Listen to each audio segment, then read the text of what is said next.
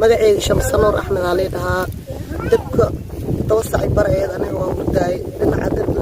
dabka sariirta agteeda dabka igu soo qabsaday wixii ku dhajina ma sheegi kari tawasacay bar habeen ma ahaay ujeedada dabka ruuxii ku dhajiyay ma sheegi kari oo cadeen uma haayo markaan soo toosan qof waxaan baahay kacdeen ku jiro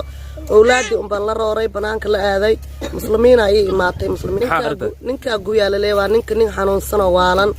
أنا مركب بحب بنانك هذا ذاتك يعني أسرع سيرو راي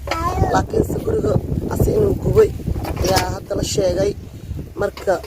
يبعثوين فربنا إيه هاي ستا روح المسلمين إن يعاوز يعني دونا يا بنانك أنا فديا وي وقدام بنتي لما محسنين الصوماليات ما حاكوا عدسنا سا ما حاكوا عدسنا إن يعاويانو بنانك أنا فديا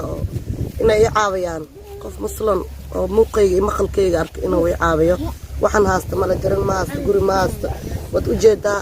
marka waxaan ka codsanaa inay caawiyaan muslimiinta dhammaan meel walba ay joogaan haddaba hooyadan ayaa sheegtay in isla markaa ay doonayso in la soo caawiyo si carruurtooda ay dhammaan ay u helaan hoy ay ku hoydaan iyo wax agab ay ku jiiftaan maxamuud awasda